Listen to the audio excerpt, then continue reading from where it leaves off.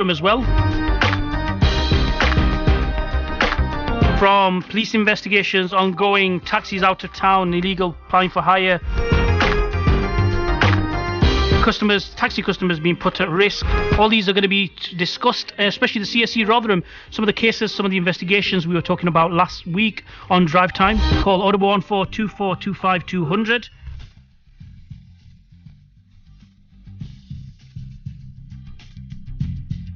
We'll be talking to Islam. How are you, Alan?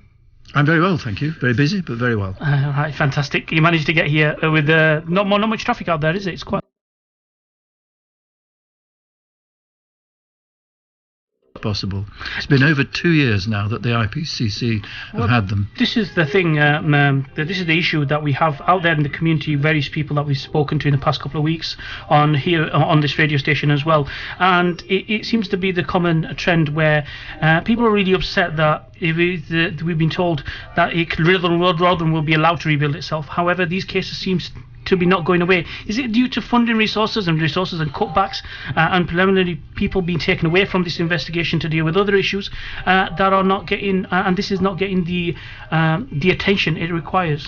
No, if we're talking about the non-recent cases of CSE, those that the J report highlighted, then there's a huge police operation. It's partly South Yorkshire Police, but mainly now it isn't South Yorkshire Police, it's something called the National Crime Agency. So these are detectives and investigators who are coming in from all over the country to Rotherham. They're based in Sheffield, but they're actually working in Rotherham, and there's up to 100 detectives and investigators working on those non-recent cases. Now, I'm as frustrated as you and members of the public are, because that's an awful lot of officers, an awful lot of resource, an awful lot of money going into that, and as yet very little activity on the part of, well, very little results from the NCA, National Crime Agency. So we are pressing the National Crime Agency all the time.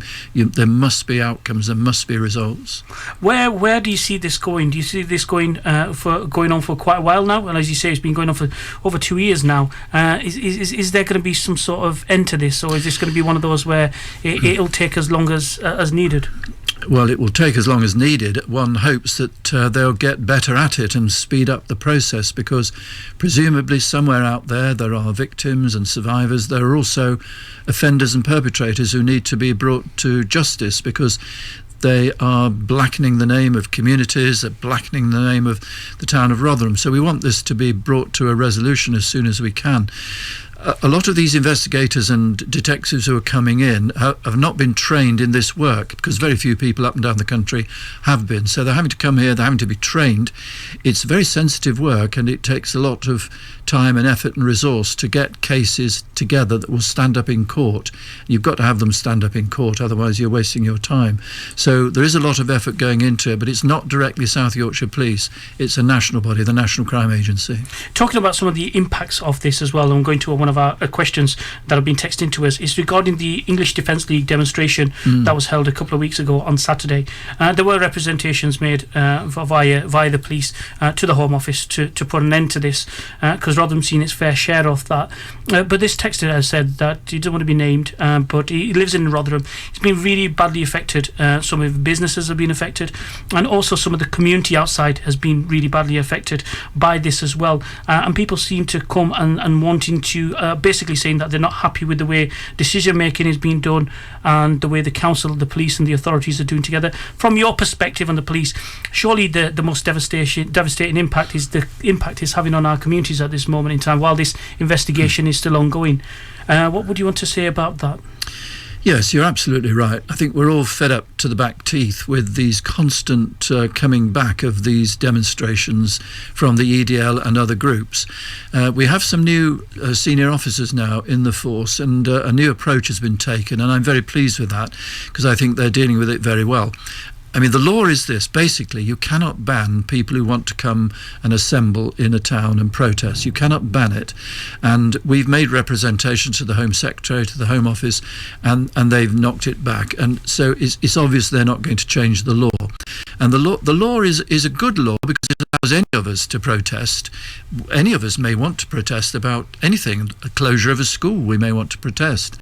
A taxi driver, I've seen them protesting in Rotherham. So we don't want to give the the police, local authorities, or the Home Secretary any additional powers to ban anything they feel like. So we're going to have to live with protests, so that there's no way you can ban them. What you can do, though, is manage them and control them. And that's what the police are doing, but they're doing it more aggressively now, and people may have noticed that in Rotherham. So that, for instance, a couple of weeks ago, some far-right groups came to the town and they didn't give notice and they didn't communicate with the police. They were just stopped and they would turn back. They would turn back on the motorway in cars. They would turn back at the railway stations. Some of them were met with dogs, and that's not a very pleasant sight when you're getting off a train. They would turn back because they wouldn't cooperate. EDL cooperate, so they tell you when they're coming, and then they have to negotiate that with the local authority and the police. So they have to agree where they're going to assemble, where they're going to march to, where they're going to hold their speeches, and what times they're doing it between. And if if what they want is unreasonable, then the police will knock that back. So you have an agreed assembly point, an agreed marching space, and an agreed place where they'll make their speeches, and all that has to be done with a certain time, and then they can be got back and out. That was managed very aggressively, I think, and very well by the police this last time, and there was minimal trouble. One would say the applications that are being made to the Home Office in regards to putting an end to these, one would say the genuineness behind the authorities in supporting it, because one of the questions that straight away one of our Facebook viewers has noticed is, you said EDL seem to cooperate, but following on from these demonstrations, actively being there myself and various people out there, will say that some of these protests actually turn very violent and vicious towards the end. Many arrests are made at both the train stations and bus stations when they are departing. And many of the protests also lead in violences, as things you've seen on incidents on Wellgate. Without going into specific incidents, you generally seem to see a lot of violence, but when taxi drivers or when other organisations or individuals are protesting, they seem to be protesting about a cause, but you don't see many arrests or action taken by authorities. Do you think that is one of the points that the Home Office now need to reconsider? And where does where does yourself stand in regards to what does it mean now? Does it mean you put an end to this and that's it? Let them protest as much as they want? The police are not going to say anything from now on? No, we'll keep pressing the Home Office to see if they'll change their mind, but I don't think they will. So we're going to have to live with the fact that those people who want to protest, whether it's the EDL or anybody, those who want to come to Rotherham or anywhere else in South Yorkshire to protest, they're free to do that. That's a freedom guaranteed under English law, as long as they give notice and they cooperate with the police in the planning of it. That's the position. So what the police are saying to EDL and those far-right groups, this is the deal. You come. This is the time when you arrive. This is where you assemble, usually in front of Main Street Police Station, well away from the town centre. You march up Ship Hill. You have your assembly in Town Hall Square. You cannot go into All Saints Square, into the Minster Square, and then we take you back and you go and you disperse. If you break any of that, and of course there are rules there around alcohol, the consumption of alcohol, if you break any of these rules, then you're likely to be arrested. So there were arrests made at the last one for being drunk and disorderly. There were arrests made for people who were guilty of what we think is a hate crime because of some things they said. They just overstepped the mark. So there will be arrests made. I think, and of course, the interesting thing about the last march was there were about 120, something like that, EDL marchers. That's well down on numbers that they were attracting a year ago, 800, 900. This is well down. And some of them were saying, as they went away on Saturday, well, there was not much point to that because they attracted very little attention. They were in and they were wheeled out. So our suspicion is that they will, if they do come back again, there'll be fewer of them until the point comes where they realise they're getting nowhere, because all they want to do is create mayhem, set communities against one another and get the maximum publicity that they can. And if they find that none of these things are happening, and indeed some of them being arrested and locked up, then that's the last thing they want. So I think it will begin to fizzle out, hopefully. Talking about some of the impacts of that is hate crime as well. And whilst this is another topic we want to discuss with you, there are many concerns still within the community that hate crime is still coming in at a steady pace.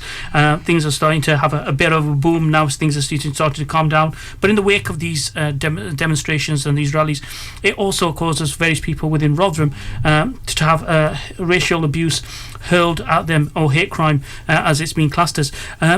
In regards to that, because it's coming in so steadily, is that the way of community and people out there deciding, well, hold on a second, the police aren't doing their fair share to tackle this, or is this more confidence in the police to reporting it, or where do you take your stance on this? Well, you're right about the last point, that people do need confidence to report to the police and to know that the police will do something about it.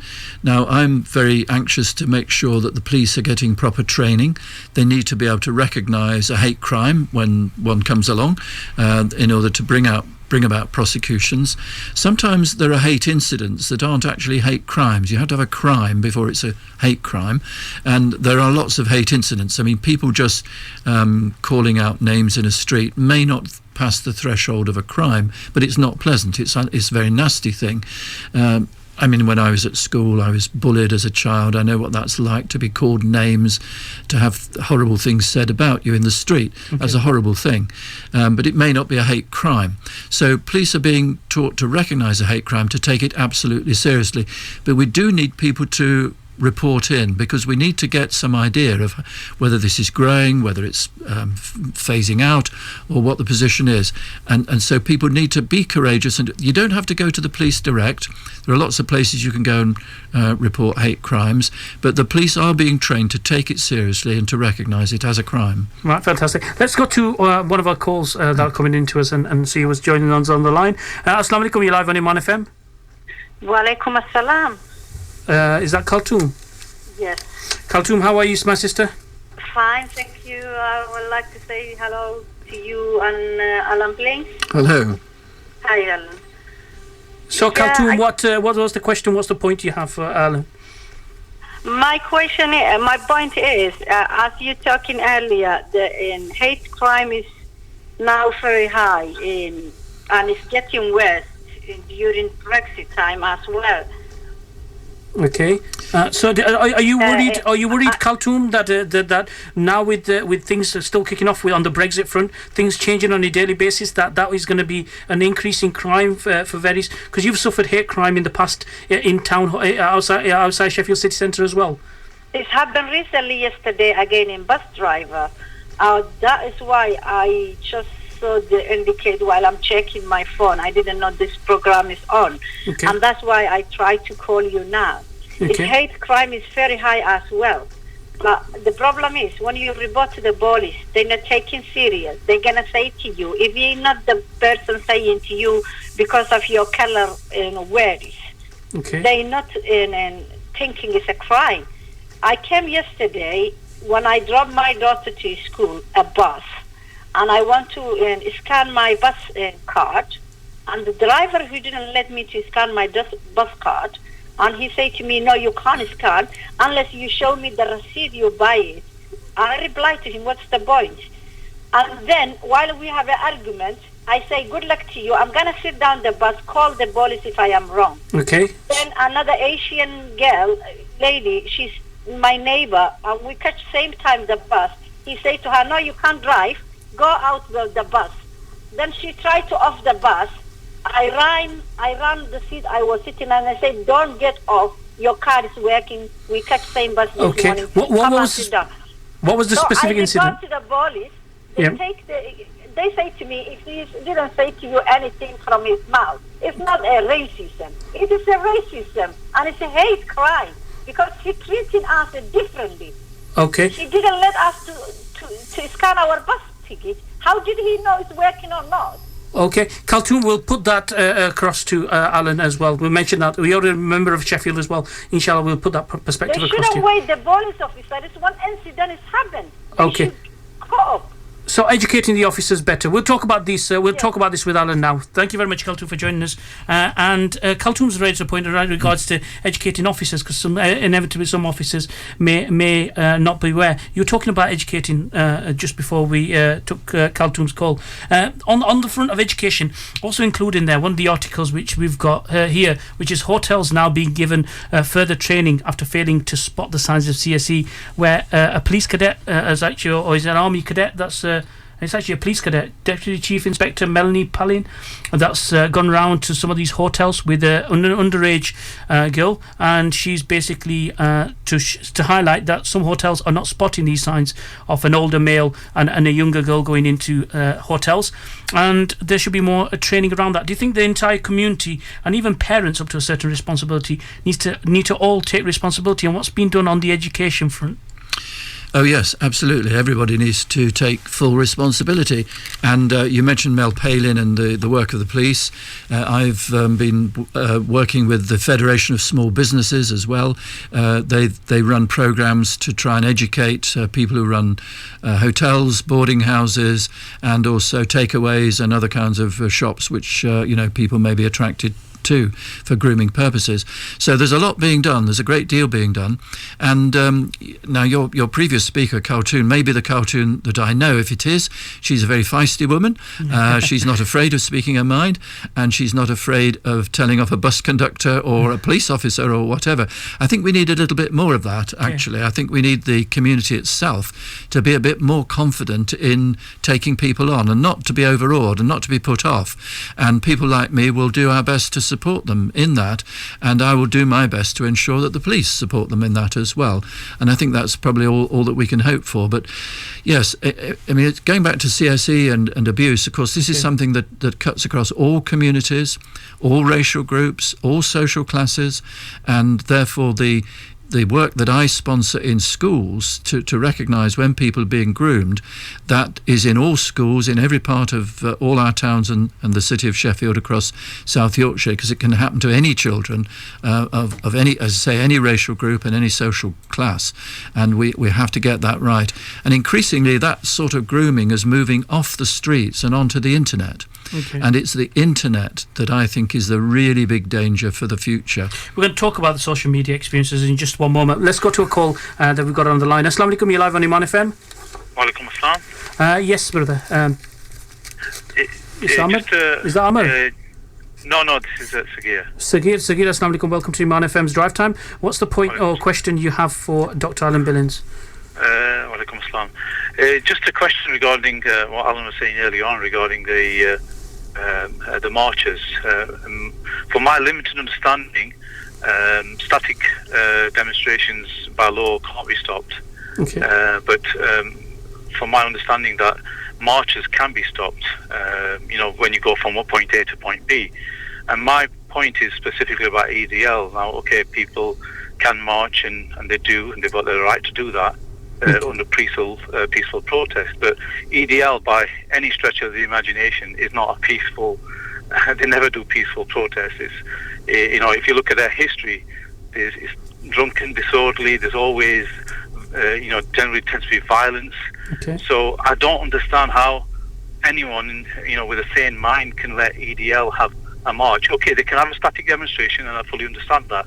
The law allows that, but I don't understand how the police can allow the likes of EDL to have a march from point A to point B.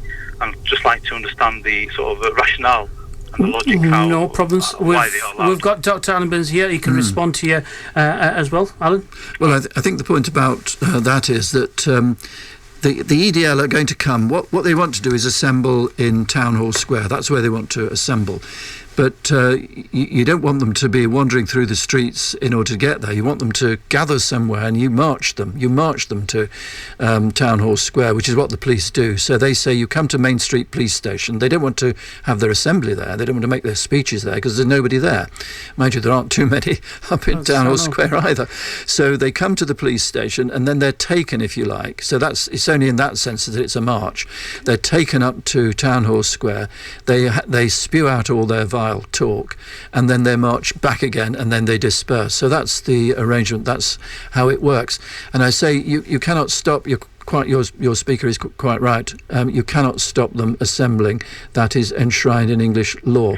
So the only point about the marching bit is you have to assemble them somewhere to get them up to Town Hall Square with a minimum of disruption, and then get them back and away and out again. And I think what's happened in this last EDL protest is that it's been very well managed by the police, and most people in Rotherham actually have told me that. They've said it was minimum disruption and was pretty well handled, and there have been arrests, and those people will be charged, and hopefully they'll be convicted, and that will have the effect of deterring the EDL from coming in the again. wake of some of this, though, Alan, we've had concerns raised on our radio station as well in the past, where businesses, local businesses, Muslim businesses, were also affected along the way, where they were accumulated articles from Main Street Police Station all the way up to, it was passing certain Muslim businesses, the New Indian Restaurant, for example. Other Westgate businesses were also affected in this, some abuse being overheard as they were shouting and chanting up towards Town Hall. So there are many concerns like that as well. And then businesses, some Muslim businesses weren't even consulted on the march as well. So inevitably, it's not been really well managed in the sense that the consultation has not been done with the Muslim businesses in the first place. Well, I'm saying to the police all the time, you really do need to consult, and it's far better if you can talk to people well in advance of one of these marches, so that you can get some sort of understanding about why the police will be directing people in a particular way. And I think they probably, if they've fallen down at all, they've probably fallen down on that. Of course, they consult the local authority, they have to do that, and they have tried to consult groups, but often it's been after decisions have been made, and that's not right, that's not good enough. So hopefully they'll get better at that. But as I say, I think there are some new senior leaders now in the force who understand very well that what happened a year ago, or was it 2 years ago now, in September, that infamous incident when people were out of control and there were fights and there were arrests and there were court cases, we mustn't go back to that again. Sagir, what do you think to the response by Alan? Yeah, so basically the upshot is, by law, they can stop a march if they want to. They can't stop a static demonstration, but they can stop a march. I understand how Alan is describing it, that they'd rather them assemble at one point and take them to another point, but it's a march. Don't let them have a march, let them assemble and give them and am I correct in saying as well, Alan, that if they pick a particular point where they do want to do a demonstration, you can change that point if it's a concern of safety to people, and you can change the actual location to another location, so they don't have to have it in the place that they want it.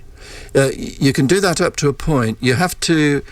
You might say, "Look, go and assemble on the moon, or go and do this in a field in the middle of a different location." Yeah, no, I say so. You have to be reasonable. Otherwise, you leave yourself open to action by them in law, and they know the law very well.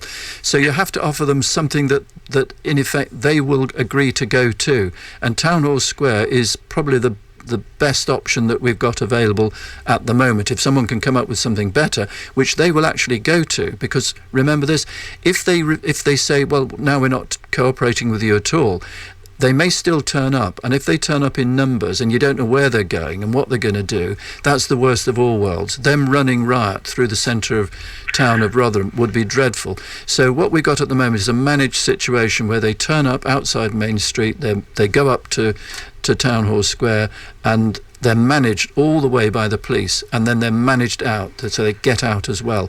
And if they don't do as they're told, if they're badly behaved, if they're drunk, they will be arrested. There will be arrests made. So, Alan, that's true. I don't disagree with what you're saying, but we see the same thing in Rotherham, where the same arguments can be used, that they assemble at one point and take it to another point. But my argument is, from a law perspective, you can stop it if you want to, and that's my concern, is that you don't do that. Okay, no. Sagir, what we'll do is in the town. We'll hold on to that point. We'll let Alan come. Alan address that, but we're also getting late for the ad breaks here as well. Jazakallah for ringing in. Alan, just your final words on that. Well, you cannot stop them coming. You can manage it, but you can't stop them, and you've got to be reasonable. Otherwise, you leave yourself open in law to a challenge by them, which you will probably lose. That's the point. Right. Okay. No problems. We'll go to our ad breaks here at Iman FM. We've got two little small issues to pick up with. Alan, I'm really conscious of time. I know you need to get off, but there is a couple of points that we need to pick up, but just on the back of these ads.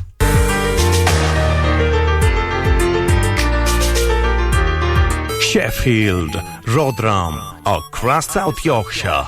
This is Iman FM on 103.1 FM. की खातिर सजा है शेरो नगमा का चमन आप ही के दम से है आबाद ये बज़्म सुखन जी हां प्रोग्राम है बज़्म सुखन मैं हूं आपकी होस्ट कौसर शाह ये प्रोग्राम आप सुन पाते हैं एवरी वेडनेसडे 11:30 से लेकर 1:30 बजे तक प्रोग्राम में शेरो अदब के हवाले से बात होती है आप भी शामिल हो सकते हैं सो सुनना ना भूलिएगा In a world where accident claims are poorly managed and the referral fees paid are so low, and just when all hope is lost in the city of Sheffield, a hero emerges. A hero so powerful, one phone number is all you need. A hero named Mr. Compensator. For your referral fee of £2,000, call Mr. Compensator now on 0114 3863 386. Terms and conditions apply. ओ दोस्ता बनी ठणी तक किथे तैयारियां नी मैं Julian और Jumeirah उदबई जा रहे नहीं जुमेरा स्पाइस रेस्टोरेंट उथे क्या खास है 1976 दी देसी रवायती खाने जेड़े पाकिस्तान ने जाने माने शेफ बनाने ने खाई दा वतनी याद अच्छा है लैम चाप्स चिकन बोटी लीवर टिक्का चिकन काबली मेन डिशां विच देसी स्टाइल हाउस स्पेशल कढ़ाइयां ते बाल्टी डिशां अच्छी तरह खाओ या डिलीवरी कराओ Jumeirah spice restaurant 1 The Common Actresfield Sheffield S35 9WJ 01142 467 238 मैं जा रही हूँ द बाजार में For a great happy shopping day, visit the bazaar. You will love the new bazaar. जहाँ पर हर तरह के नए फैशन अच्छी कीमतों के साथ खुले हैं. Visit the bazaar at Syme Street, BD1 3RB, former Rawson Market. Open every Saturday, Sunday, Tuesday, Wednesday and Thursday from 10 a.m. to 7 p.m. Also every Wednesday at Leeds Kirkgate Market. The bazaar, जहाँ आपको हर किस्म की चीज मिल सकती है. The bazaar. Ooh yeah. नाम मेरा नूरिन लतीफ है और पहचान Kashmir orphans relief trust Kot Mirpur है 2005 के होलनाक ज़लज़ले ने सब रिश्ते और सहारे छीन लिए फिर जिंदगी ने हर सवाल का जवाब पाया कोट से कोट एजुकेशनल कॉम्प्लेक्स जड़ीकस मीरपुर के फेज 2 में हॉस्टल्स की तामीर जारी है आपका ताउन और सरपरस्ती की जरूरत है Kashmir orphans relief trust 0300 123 774 court.org.uk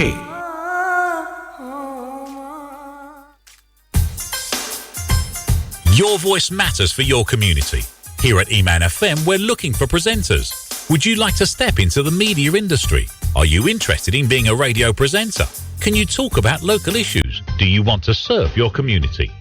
If the answer is yes, then contact Eman Media now on 0114 242 0551 or email info@emanfm.com.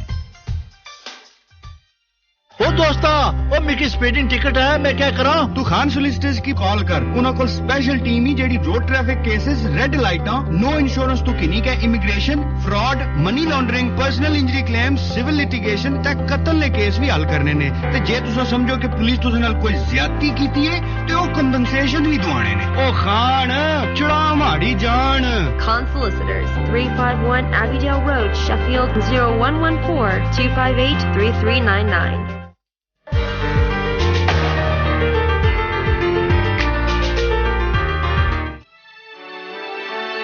From the mountains of Makkah to the hills of Sheffield, you are listening to Iman FM on 103.1 FM.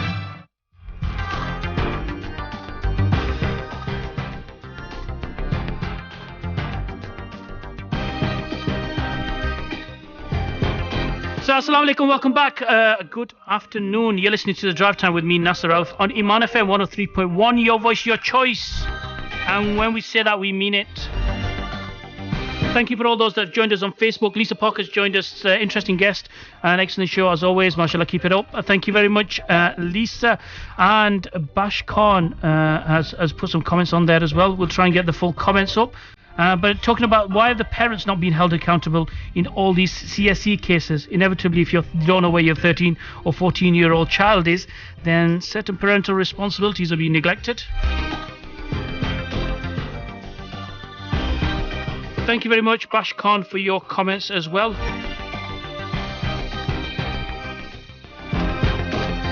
put the CSE stuff aside for just one moment and the hate crime and the Rotherham in English Defence League marches and so on. But we might come to that if we get a chance, but very restricted with time here on Drive Time. So we'll move on to our next issue, which is taxis and some of the incidents and some of the grievances that the taxi driving community has out there. Some of them have got in touch with me, Alan, here earlier on our Facebook pages, and basically they're not happy with the out-of-town taxis, which is a really, really big issue across the country, really, but specifically in Sheffield and Rotherham. Major concerns of customers being picked up, they're being put at risk, certain activities which are illegal, people using and exploiting legal loopholes, and the council enforcement team not having the powers to stop some of these vehicles. However, much people have been made aware that the police do have these powers.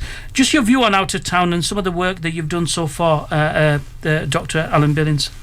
Well, I agree that there are some serious issues here, and I feel for the people of Rotherham and Sheffield, the taxi drivers, and indeed Barnsley. I've had representations from Barnsley as well about these matters. Ibra Hussain in Sheffield has been to see me with a delegation.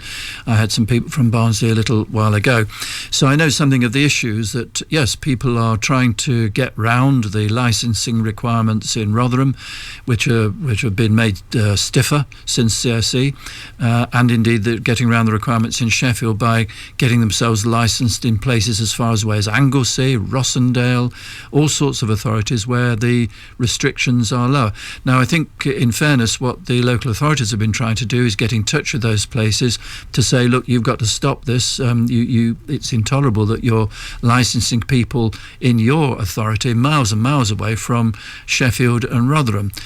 There are big issues here, and it's not just that. There are people who are offering themselves as taxis who are not taxi drivers at all, and not insured, not licensed, and you see notices now in public houses saying ring this number if you want a taxi late at night, and that's a very dangerous place to be. So we are aware of them, and the police are aware of them, and obviously are doing what we can. We are very dependent on people reporting things. Again, it's a bit like what we were saying before about hate crime. Unless things are reported, then you can't build up a pattern. You can't see where people are operating and where these things are going on. So we do need people to have the confidence to report and not to be discouraged if they think they're not being listened to or taken seriously. Eventually the penny drops, hopefully, and people's points are made. But we need to build up a picture by good reporting. But some of these issues that are also coming to light are issues regarding the risk to customers that are inevitably the public of South Yorkshire that is being affected by this. Now, what can you do from the police's perspective? I understand that there are police officers can actually stop these vehicles and find out why these customers are, why they're doing it, and also this invalidates insurances. So there are crimes that are actually being committed here as well.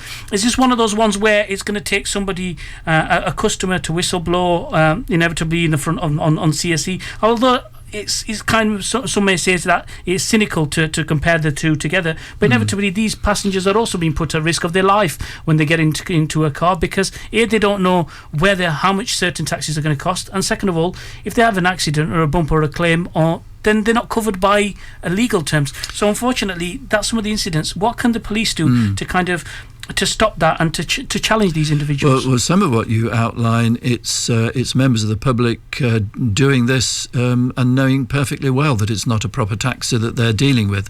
They're trying to get round all of that because they're coming in with lower fares.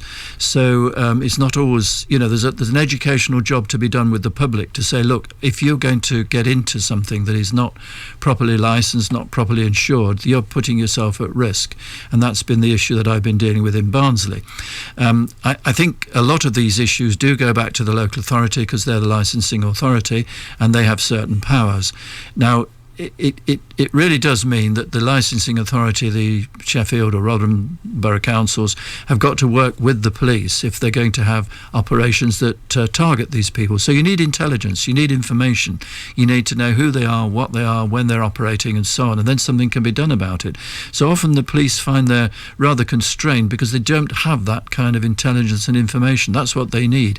So I would say to any of your listeners who are involved in the taxi trade, who are worried about these things, if you really really do have information, intelligence that you can let the police have, then let them have it. And if you're not sure about the police you're dealing with, then get in touch with me and we'll take it up. We'll take it up for you, and we'll take it up then with the local authority as well. And that's the only way, police and local authority working together, that we're going to crack this. And the taxi owners themselves working together as well. Okay, let's talk about another issue from the taxi's perspective then, apart from this illegal activity, or some would say just fitting in through the legal loophole of out of town, and move on to incidents in Rotherham. A lot of stoning of vehicles, vehicles being damaged now on a regular basis.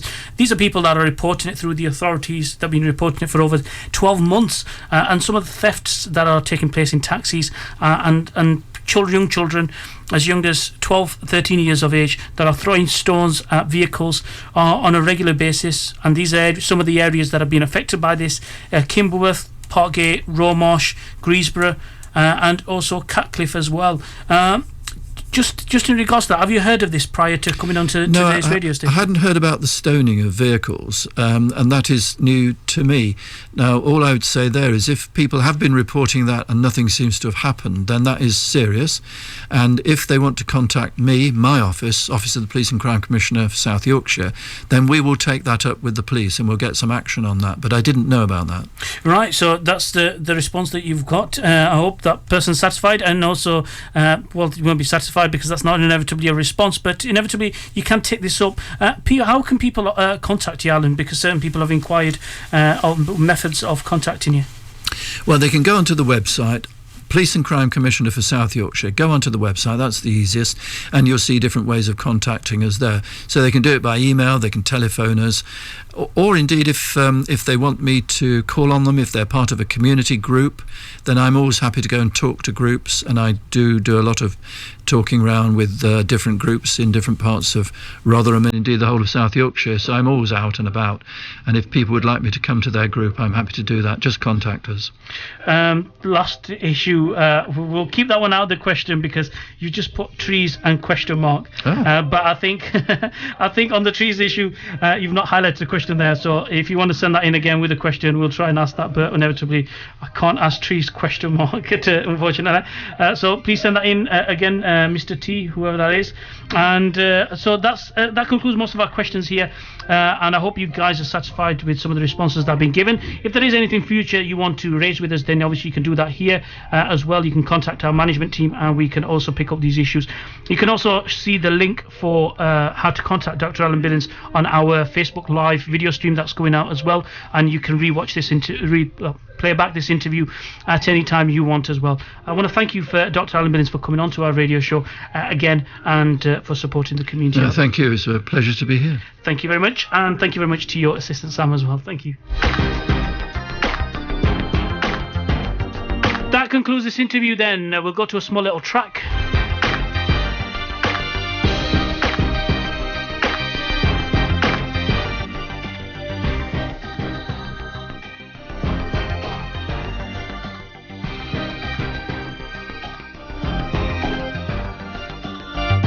And as soon as we come back from the track then, and inshallah we'll be joined by some more topics as well. I've got some more topics in regards to the IPCC, some of the reports that have come out, and that's breaking news from Scotland Yard as well. We'll talk about that. That's in The Guardian. And some of the police stories that I have for you as well. If you want to raise any issues and any stories with us as well, feel free to do so. 0142425 and our text number 07885 99786. Allah, Allah. Allah, Allah, Allah, Allah, Allah, Allah, Allah, Allah, Allah, Allah, Allah, Allah, Allah.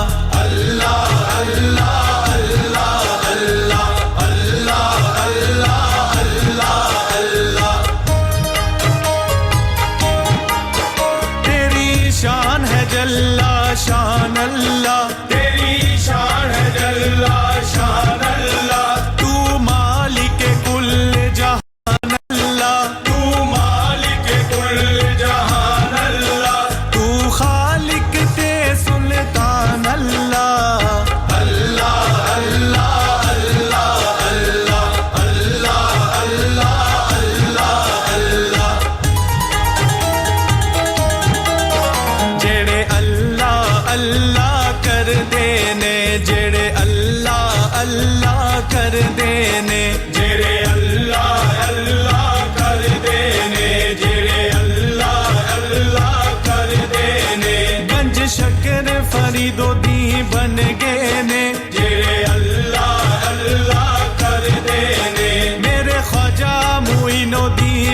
गए ने जेरे अल्लाह अल्लाह कर देने पीर मेहर अली शाह बन गए ने जेरे अल्लाह अल्लाह कर देने ओ शाहे जीला बन गए ने जेरे अल्लाह अल्लाह कर देने जेरे अल्लाह अल्लाह कर देने अल्लाह अल्लाह अल्लाह अल्लाह अल्लाह अल्लाह अल्लाह